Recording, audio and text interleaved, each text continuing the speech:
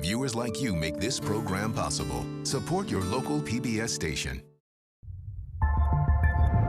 This is the story of energy, humanity's single most important resource.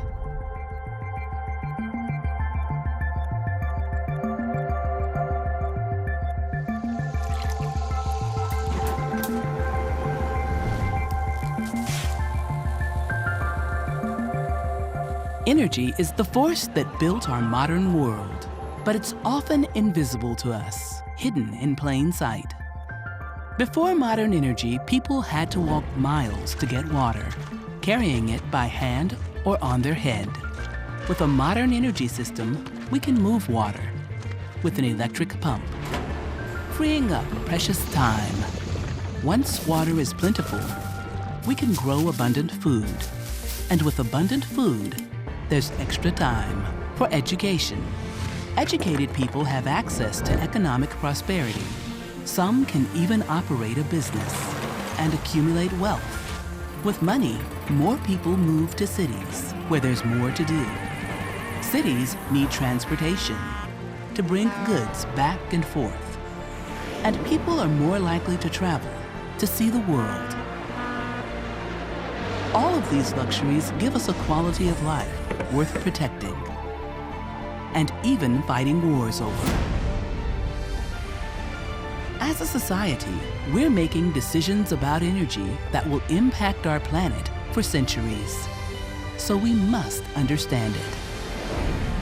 And we can understand energy by looking at water.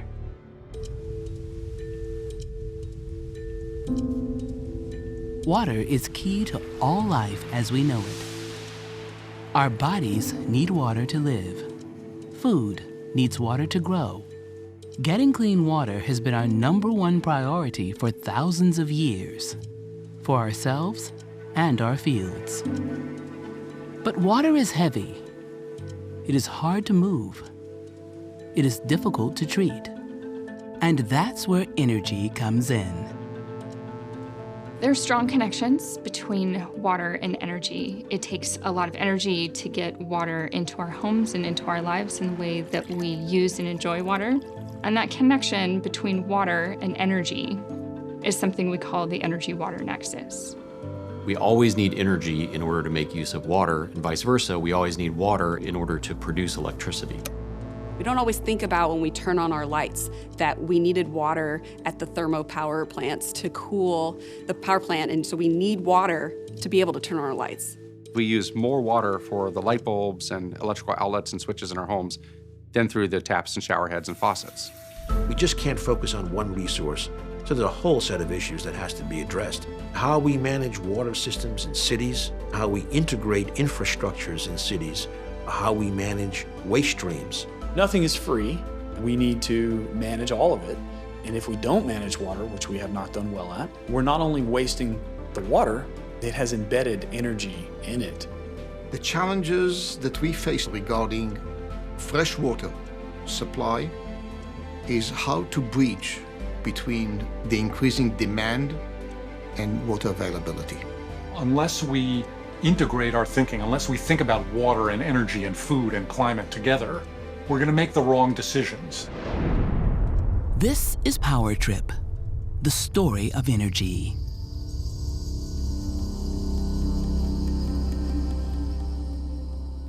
In the ancient world, water was a key for settling. Being located in the Middle East, we are part of the desert belt. So, of course, everything depends on water.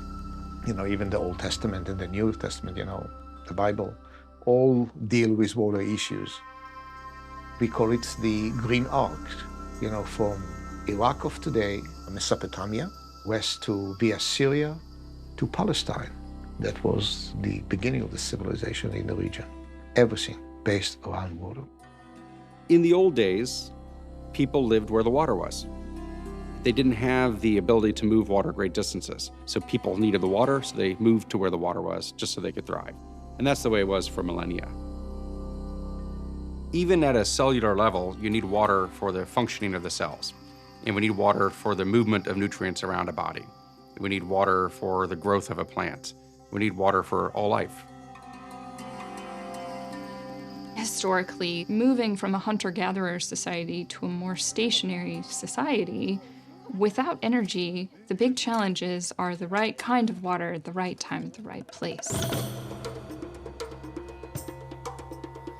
In the modern world, energy and water are connected. This is called the energy-water nexus. We use energy to move water through pipes, to lift it, and to clean it. And we use water to produce energy. Thousands of years ago, water was moved across vast distances by forces of gravity inside massive structures called aqueducts.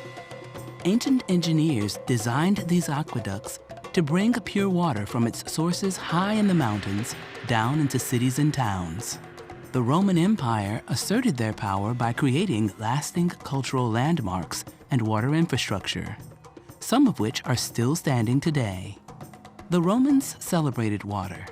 They treasured water and built beautiful structures to show it off. Roman water infrastructure was a symbol of their dominance. As they conquered a new territory, they would Romanize it by building waterworks to project their power.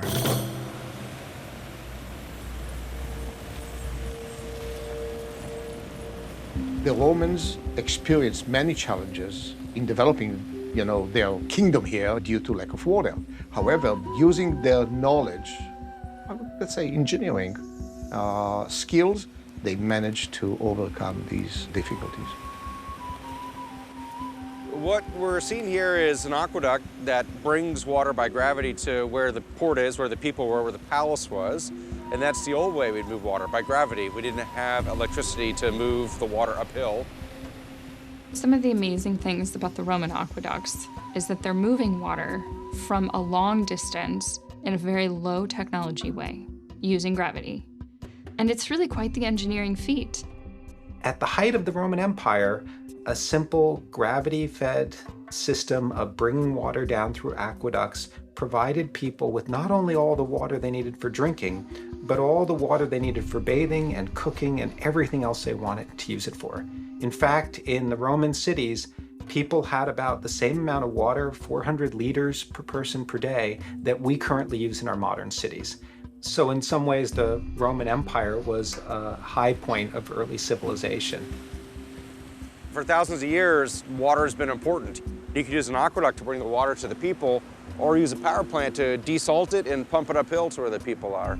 And here at this one spot, we see the nexus of antiquity and modernity all in one place. We also see the nexus of energy and water all in one place. The magic of energy is captured in other ways. There's the myth of the unicorn. The unicorn has the magical horn. What was magical about the horn is that it could rid a stream of poison. The horn had magical capability to treat and clean water. Well, today we use energy to treat and clean water. So with energy, we can have the magic of a unicorn's horn. If we look at our modern lives, we have water and energy at our disposal for that hot shower, for washing clothes, for clean drinking water, electrification of our lives. It's not so recent in our history that that wasn't a possibility. If plentiful, water can help civilizations thrive. A lack of water can cause societies to collapse. Researchers studying caves in China concluded that multi-decade droughts may have led to the collapse of 3 major Chinese dynasties. Drought also might have caused the collapse of the Mayans and the Native Americans of the desert Southwest. Multi-decade droughts are a possibility today, which raises a question about which societal collapses might be looming. In the Middle East, where water resources are strained, unrest is common. The displacement of Syrian farmers caused by a drought led to a flood of refugees crossing into Europe that affected election outcomes in multiple countries. In that way, it could be said that drought is affecting the power structures of the world even today. After the collapse of the Roman Empire, the infrastructure crumbled. For centuries, the aqueducts were abandoned, plundered for their stones. People tried to live close to water. water began to be used for mechanical power, grinding wheat, sharpening iron, or crushing grains. The most important demographic trend over the last few hundred years is movement from rural areas to urban areas. It's the growth in importance and size of cities. Cities are now the economic powerhouses. They're the political powerhouses. That's where the people and the goods flow. And when you have a concentration of a lot of people in one place in a city, you have to manage the water, the wastewater, and the energy to run the city. It wasn't until the Industrial Revolution and the economies of Western Europe started growing that we needed once again to have an imported water supply, because places like Paris and London suddenly had populations approaching the size of ancient Rome. The River Thames has been absolutely crucial to London. The Thames has been the access into and out of London. From the time it was founded, till now, 2,000 years of history, liquid history. All of this, all of where we're walking is made ground. This is the old riverbed. They call this the Watergate because this was where the river met the land. And if you wanted to take a boat across the river, you came down to a gate, a Watergate like this. It's the only one left in London. At the start of the 19th century, London was a city of about 1 million people. By the 1850s, it had gone up to about 2.5 million. And the rubbish and the excrement and the sewage that just flowed out of the city flowed directly into the Thames. In the 1800s, as London grew as a city and more people came here, the water was so bad, it was safer to go to a tavern like this and drink gin or beer because it was cleaner. Of course, we didn't know what bacteria were, but there was something in water that often made people sick. But beer didn't, and that's because the fermentation process of brewing beer kills those bacteria. So drinking beer was actually a safer thing than drinking water. In some ironic sense, some of the earliest ships that came to North America, they came with not water on board, but with beer. And when they ran out of those treated beverages, they didn't know what to do because they didn't know that they could trust the pristine waters of North America that were incredibly pure and safe to drink, because that wasn't their experience. So they had to land and they had to ferment new beers, new fermented drinks in order to provide safe, what they thought were safe beverages, because they didn't trust the water. By the early 1900s, it became commonplace for industry to dump their waste into America's waterways. Almost all of the collected wastewater in the United States was released as raw, untreated sewage straight into rivers and streams, causing a danger to public safety and health. To encourage action, informational films like this one were made, which presented electric-powered sewage treatment as the way to clean up America's waterways. Almost invariably, man settled near to water. Being near water, his communities dumped their waste matter, their sewage, into the streams for easy disposal. The germs of waterborne diseases, typhoid fever, cholera, dysentery, and other intestinal infections, thrive in polluted water. A century earlier, cities around the world had been ravaged by deadly waves of disease caused by untreated wastewater. Cholera was one of the world's leading killers and used to be all too common. It was the 1850s, and cholera was a constant problem in cities around the world. Cholera is a waterborne disease that was transmitted from water contaminated with human waste. Paris, London, Moscow, cholera crossed the Atlantic and hit New Orleans and went up the Mississippi River and literally out the Oregon Trail. In London, the waste had been just dumped into the River Thames. The relationship between cholera and water was new. The belief was that cholera and other diseases were spread by miasmas, smells in the air. And you could understand exactly why people believed that, because London absolutely stank. But there was a doctor, his name was Dr. John Snow, who had a different idea. When he mapped deaths in his area, he found that they were very closely correlated with a particular pump, the Broad Street pump. He had the parish pump locked up.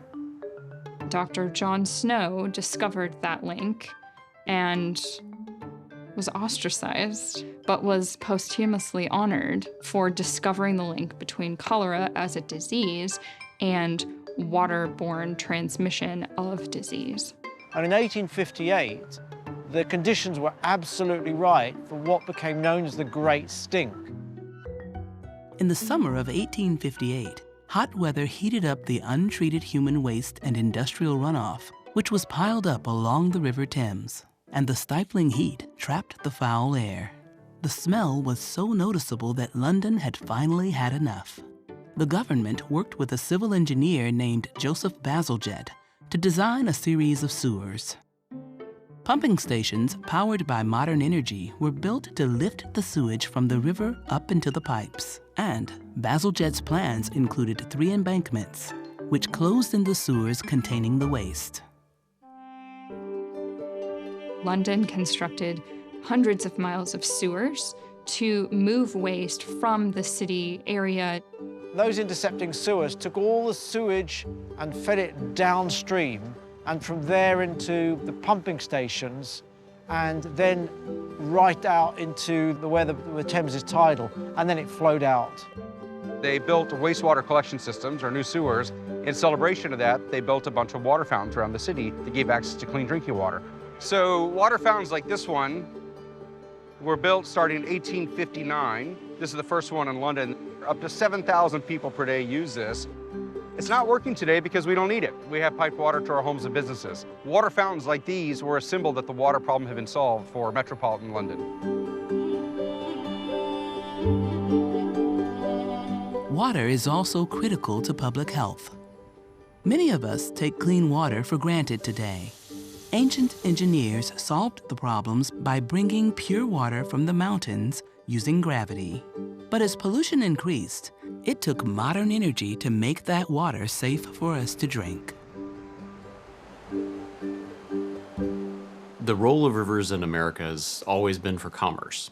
We had rivers that just permeated way into the landscape compared to a lot of the other regions that the settlers were used to. When settlers first showed up to the U.S., they moved as close to rivers as they could because that was the cheapest way to get commodities into and out of the landscape. As soon as the settlers showed up, one of the first things that they did was they started to build grist mills. So in the upper Midwest, it was common to have grain mills that would take grain from the fields and grind it into flour.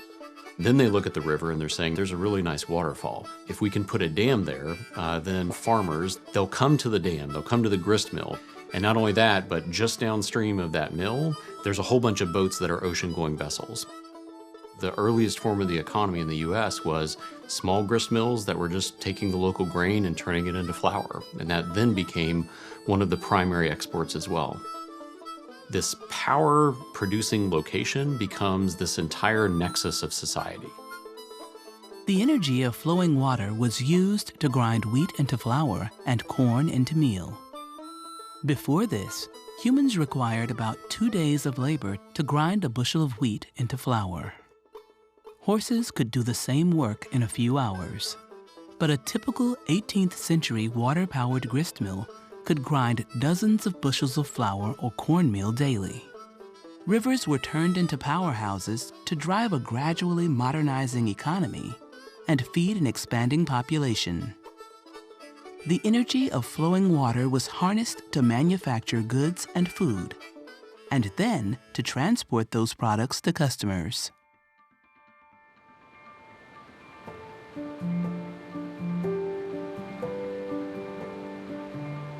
The Mississippi River actually runs right straight through the heart of Minneapolis and has provided power for everything for a long time. We are at the very northernmost lock and dam. This area here was pretty much all built up because of the water power here. It allowed them first to have logging mills, then it powered the flour mills, and then hydroelectric. It was really when they crossed the Appalachians and moved into the Mississippi Basin, there's no river like the Mississippi in Europe, and that was a completely different ballgame. It's just big. Watch your step, please. I'll see the power of the falls. You can see it. You're right on top of it here. Yeah, I feel it. You can see how much is flowing. So if I were a pioneer and I found this spot, I'd want to build a mill also. Exactly. Find a way to harness that water power. You've got natural power right here. Yeah. And never ending, basically. Back when they first got here, it was mainly mills. And then as people realized the power of the river and what they could do with it, the city started growing. The reason this dam is so important to the city is having the dam here, the lock, and the power plant over there, the body of water above us is called a pool, upper pool. Minneapolis gets all their drinking water from that upper pool. If something were to happen here, Minneapolis would have to find a different water source. In many parts of the United States, water was available only from wells, from streams. In rural areas, certainly not. You wouldn't have piped water, and you wouldn't have access to electric power for pumps. Hydropower has existed for centuries. Hydropower itself is just turning a really big wheel and then using that mechanical action to turn something else large. So water for mechanical power was an idea that's been around for hundreds of years. Later on, in the late 1800s, the idea of using water for electrical power also came to life. You can use flowing water to spin a turbine, which spins magnets, which generates electricity. Hydropower was not a new concept, but when electricity came into play, the need to generate electricity and combine hydropower into hydroelectricity was a big advancement. So hydroelectricity came along. It actually initially started in Wisconsin, was one of the first dams that we know about on the Fox River up in Wisconsin, where instead of producing mechanical energy, it was instead the turning of the wheel was used to produce electricity. If you have a good river site, some of the cheapest electric power is by building big turbines and using the fall of water to produce electric power.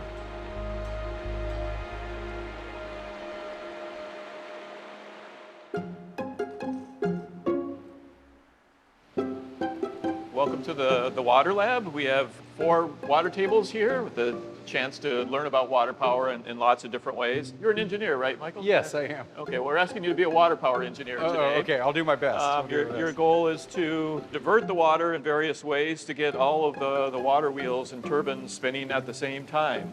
Keep all the Minneapolis mills going. All right, I'll see if I can build a bigger reservoir to create more water up top. All right, so now we got the turbines sort of flowing over here, but then we lose some power over here. And then what are these for? Build another reservoir up top? Uh-oh. Oh, we just had a dam collapse. So one of the things about building dams is you can have a disaster when they collapse. Look, now these turned off because I broke the dam. Oh, I keep crashing my... Hey, all right, I got all 3 water wheels working, although the turbines aren't working. I still have a lot to go. Something like this could be mechanical power to grind grain or to spin spindles for textiles or to make hydroelectric power. The development of hydroelectricity, the big thing that it transformed initially was it allowed us, instead of building a manufacturing facility around gears, instead we had wires. And that allowed us to build very efficient manufacturing facilities. So right off the bat, we gained an enormous amount of flexibility at the manufacturing scale. One of the biggest, most important electric installations in the history of the world was at Niagara Falls in the 1890s. That meant that power around the Buffalo, Niagara Falls area was the cheapest in the world, and meant that many industries that rely heavily on cheap electric power established them right there at Niagara Falls. Electrochemical industries, aluminum production, other electricity-intensive industries. So we built these dams in the early 19th century. They were powering a lot of this growing industry. Then you scale that up, and now we realize we can move electricity a long distance. We don't necessarily need to build manufacturing facilities right next to a river. Now we can actually move those farther and farther away from rivers themselves. And that then starts to open up the idea of an entire electric grid. The 1920s especially was an era of, we were just starting to go into a dam building frenzy.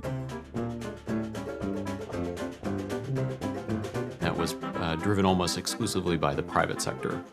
So the private sector was building a lot of dams in ideal places. They were marketing that at private sector rates, and there was this idea that maybe those rates were exorbitant and that they were taking advantage of the limited amount of competition Tennessee Valley Authority came online as a way to provide some kind of a cross-check. What makes the TVA unusual is it does everything. So it produces hydropower, it produces electricity, distributes that electricity, and then it markets that electricity.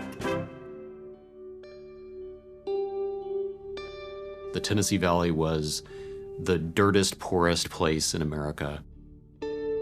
We weren't sure whether or not we were getting gouged by private electric companies. And FDR wanted to build something big. And so you put all those things together, and the Tennessee Valley was basically an experiment for all three of those things. The experiment was, can we electrify an entire valley?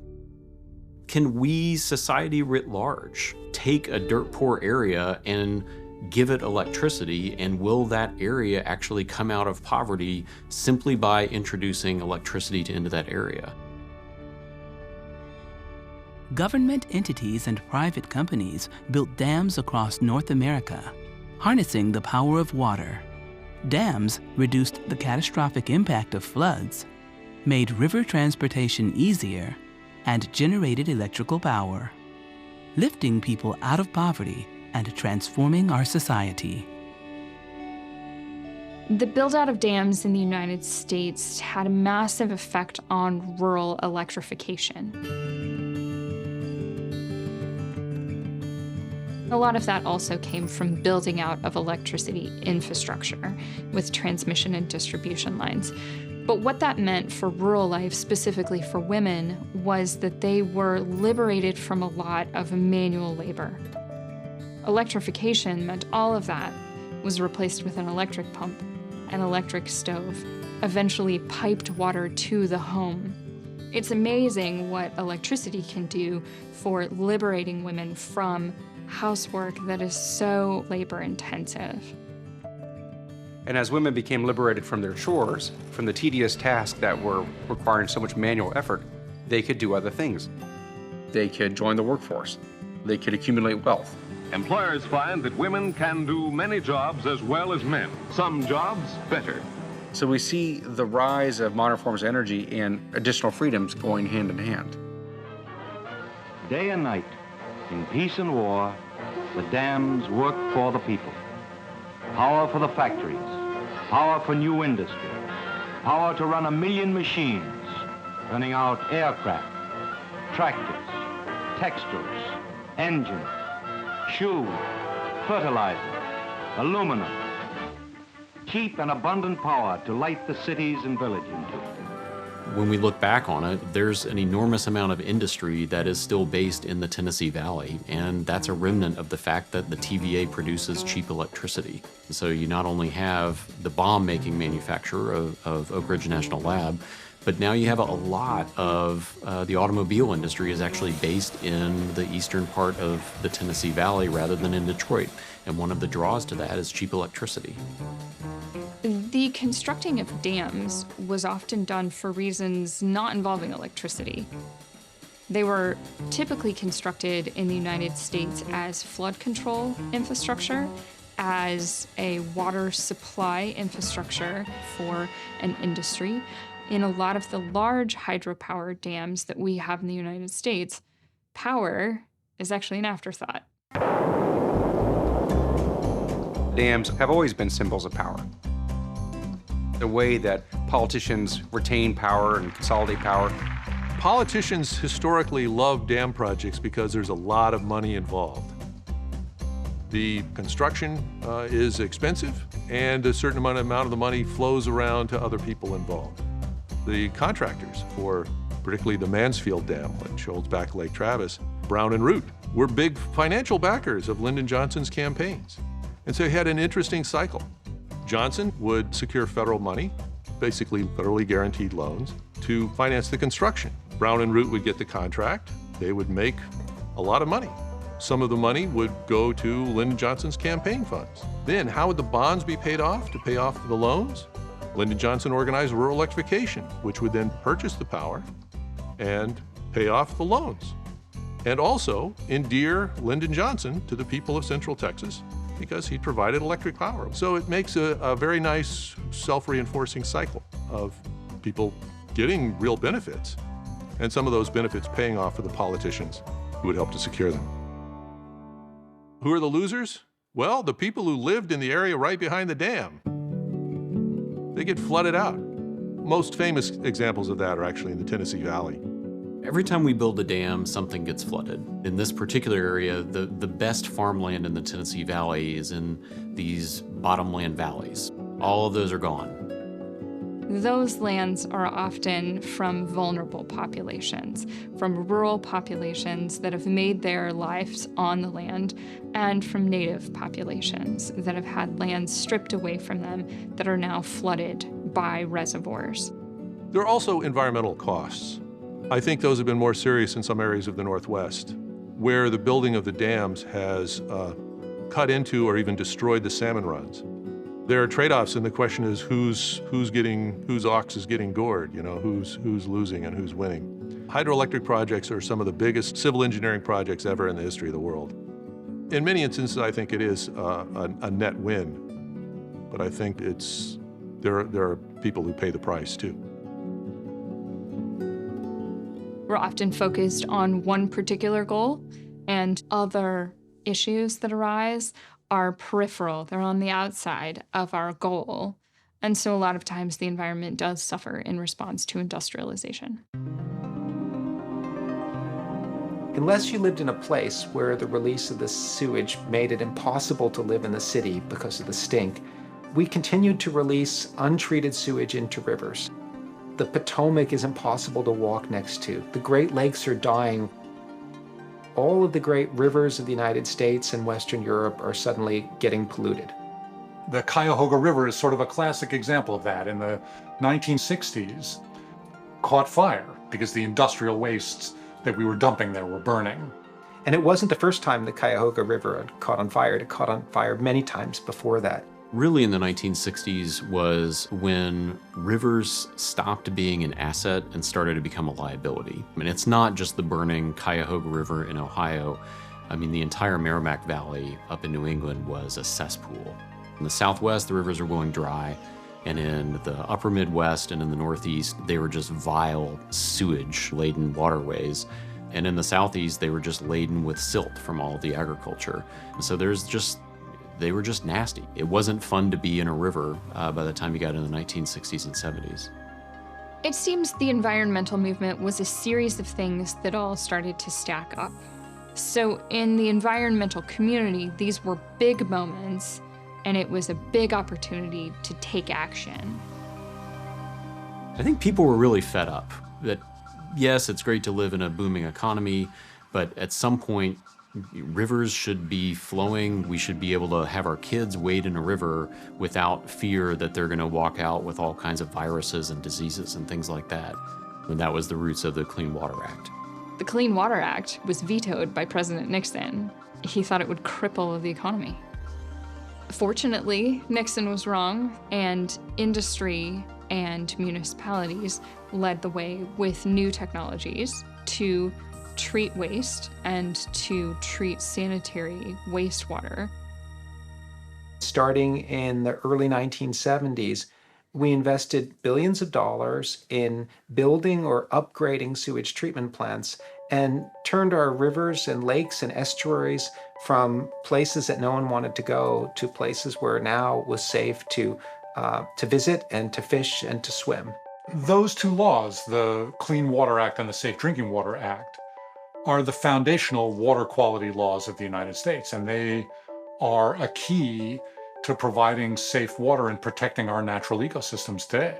A couple years later, then you have the Endangered Species Act, and so that basically set out to start protecting all of these species. And then you just have all of these other acts, the Clean Air Act, the National Environmental Policy Act, so all these other things fall about, all from about 1970 to 1973.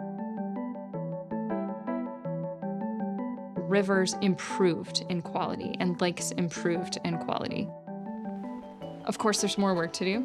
Not all of the waterways in the United States are swimmable and fishable, but we're making progress.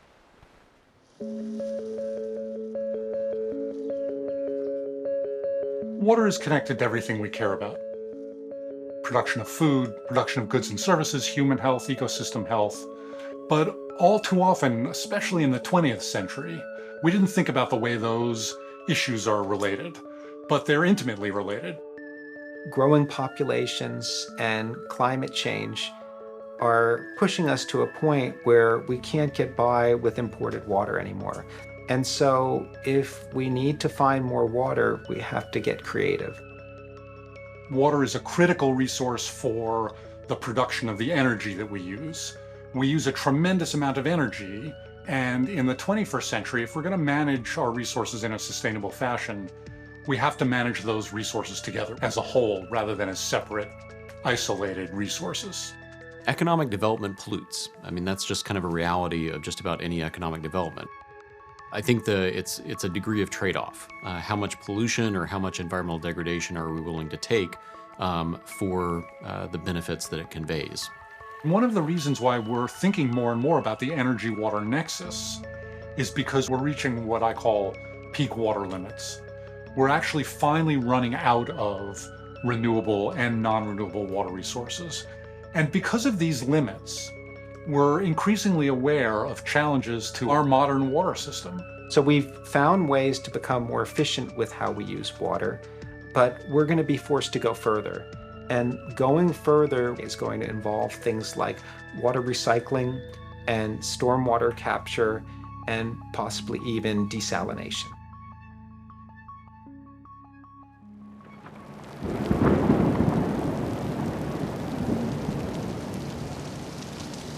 Welcome to wet Singapore. Yeah, nice to meet you. A great day for a walking tour, right? All the rage. Right, so I carry my umbrella in front of me, and you say, but women carry it further back, is that right? Like that. It's more elegant that way? Yeah, so we can spin it. Yeah, okay. How long have you lived in Singapore? Are you from Singapore? My life. Okay. I was born here. You're native, you're local. I am. Okay. Yes, welcome to my hometown. But Singapore also is a place where people from around the world come to. So there's Malay, Chinese, Indian, English. Are those the main ones? Yeah, those are the main ones. Singapore has been a migrant city from the very beginning. And the river really, is where it all began. You had the Malays who were living here on the river. You had the Indian boatmen coming in to ply the river, taking people across the river before the bridges came up. And then the Chinese businessmen who were carrying the goods from the lighters to the go-downs. We're a very tiny space, right? We're only 718 square kilometers. So we invested in the brain services that we provide today. And maybe that's an example of how the whole world should do it. It's something we got to be smart about our resources. Since 1980, Singapore's population has nearly doubled and continues to grow. Today, Singapore is a global financial center with a population approaching 6 million people. As an island nation, Singapore has had to become very serious about solving water and energy challenges. With only a small amount of land, they don't have access to all of the water they need. But they have begun to solve this problem by using modern energy. Singapore is surrounded by ocean, and their water supply depends on removing salt from the oceans, or desalination, and also by reclamation, which means treating sewage and other used water to make it safe to drink. Both of these processes are necessary for Singapore, but require a large amount of modern energy. Singapore is a small island. We have some 5.8 million people staying on this island.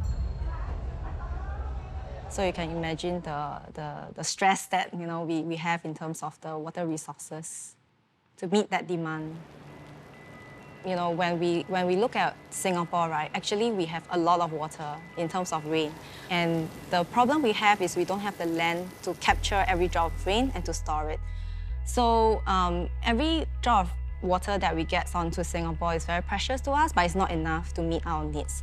So that is why we have seawater desalination, which is weather resilient.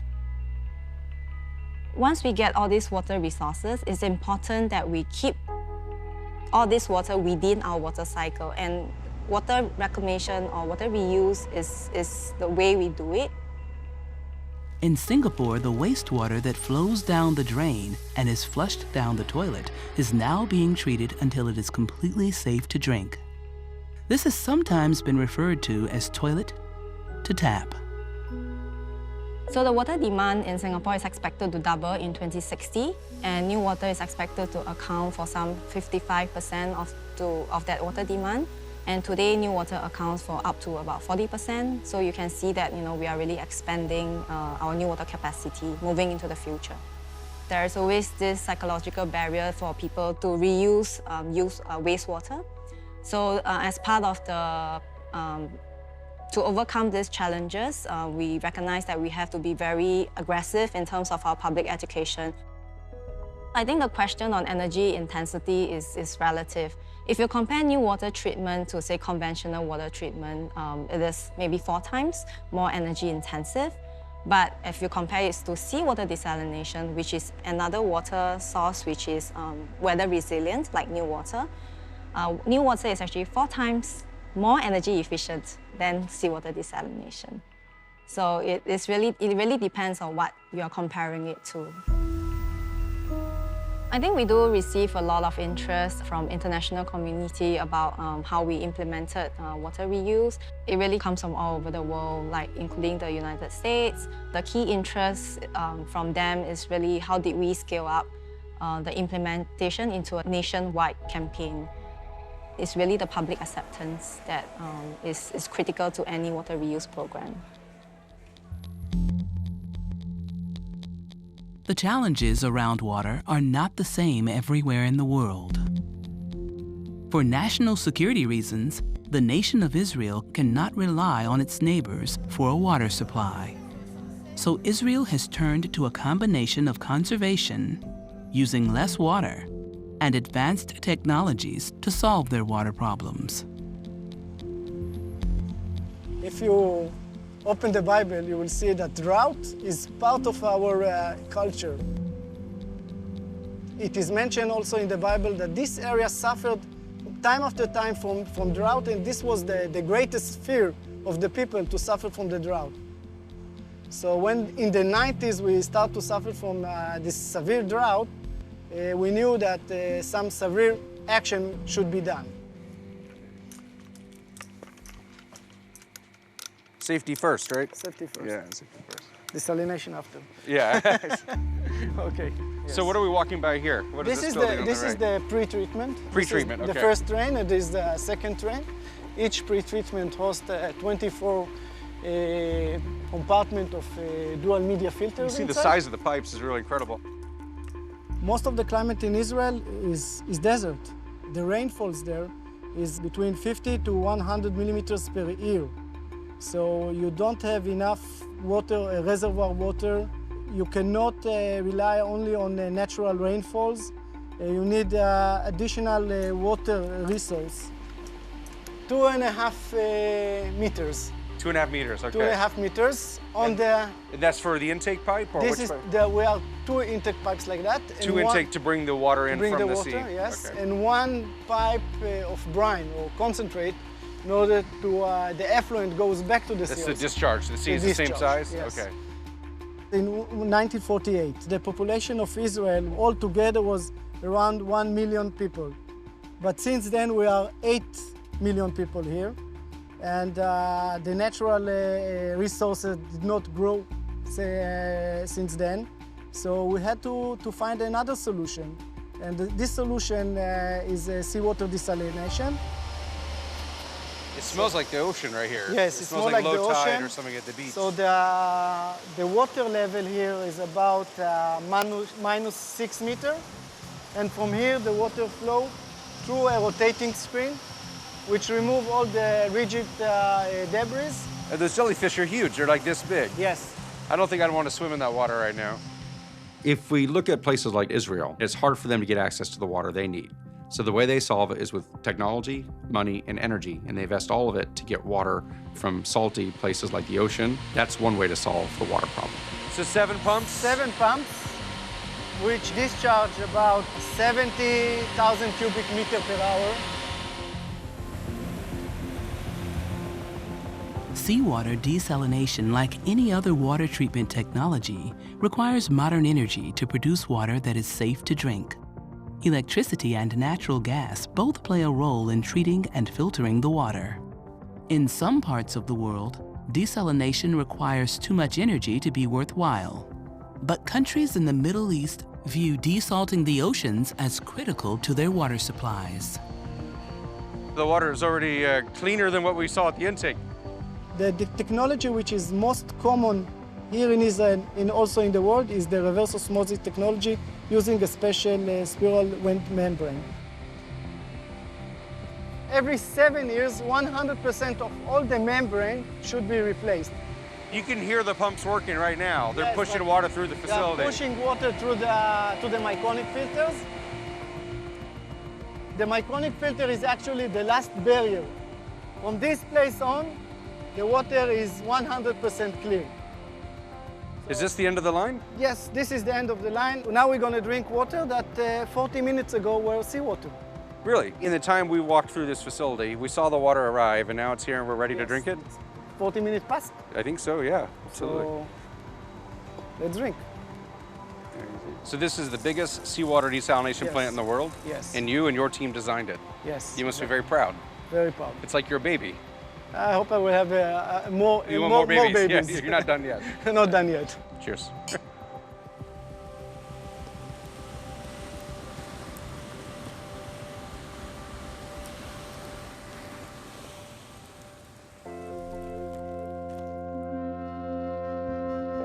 I think deep in our heart, we all connected very much to nature. But at the same time, we were taught technology, energy, pumps, you name it. It's the only way to solve our problems. More and more people understand that there are limits to technology, and we need to go back, at least to create a new balance in the way we treat ourselves. You can see the trees, the olive trees. This is about 500 years olives. You know, I always say that the world today is facing two main issues talking about environment. One is the global need, demand for more water recycling, sewage water recycling. The other one is to carbon footprint reduction. Using conventional one that's based on fossil energy, it will never end. Using only the power of plants to purify wastewater without any electric pumps or fossil fuels is the mission of Israel's Ayala Water and Ecology. At this farm, sewage water flows through vegetation, where it is naturally cleaned and filtered, making it safe to drink without using a single ounce of fossil fuels. It's all about changing the way of approaching the solution. This is actually our lab, and also this is a case study place where we show how the system operates and works. I mean, I think to solve our energy problems is to use less energy. Today, people care more, but they don't know how. So this is a completely different approach to the watershed management. And it's all by natural means, not even 1 watt of energy. We're heading to a dead end, so we need to do something.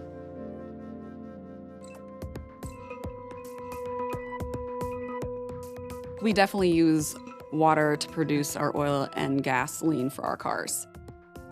We have to actually extract oil and gas from underground, and to do that, today one of the techniques that's used is called hydraulic fracturing. Hydraulic fracturing, as the name might suggest, actually uses water to basically go down and break open the shale formation underground. We've actually reduced the carbon intensity of our electricity production here in the United States, and it's been actually fairly dramatic. But you use about anywhere from 2 to 9 million gallons of water per well to do that. So I would say hydraulic fracturing is a thirsty endeavor.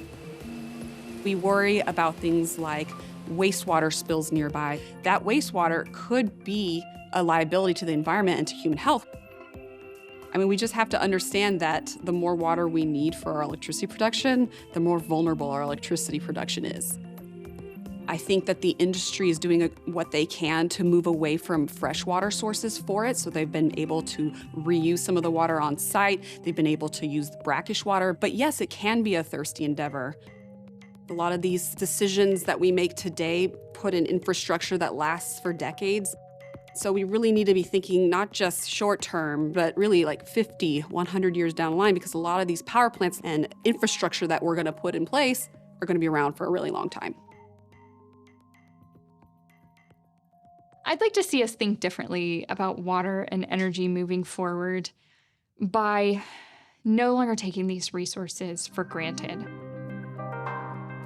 We trust the water that comes out of the tap is clean because of the energy we've put in to treat it and to disinfect it and to pump it. And we trust that when we turn the switch, the lights will come on, but we've kind of taken it for granted. Part of the challenge in 21st century America is that we have to think about limits that we didn't previously have to think about. We could build a power plant in the 20th century anywhere we want and not worry about the water requirements. That's no longer true. In more and more places, water is becoming a critical factor in decisions about our energy system. One of the issues is, what is going to be the hydro resource at any particular place as we get more global warming? There really are solutions that must be tailored to the regional circumstances. And that's within the United States, and that's between countries. There is a clear link between water and energy. It's a cross-border, it is a resource. It is not just, luxury. It is a basic resource, and it has to be coordinated and managed together. I think we know that there are solutions to all of the water challenges that we face.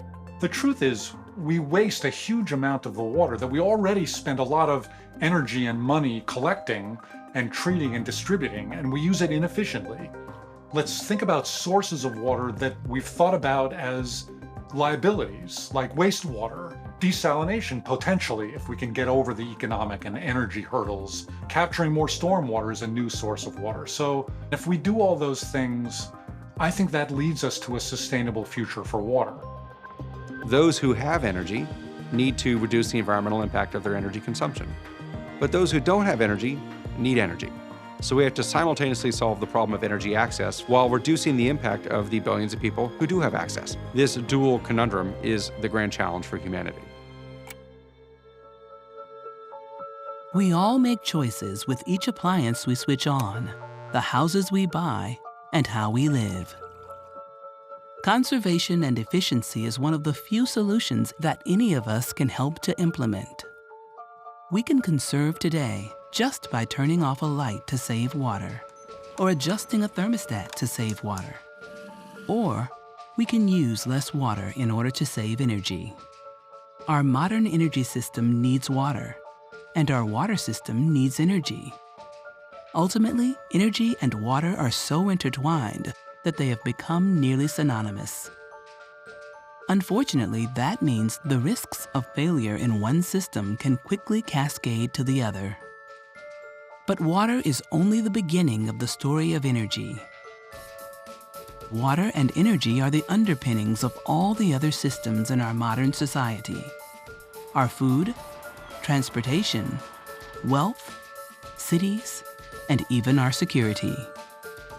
By understanding these modern systems, we can begin to understand energy.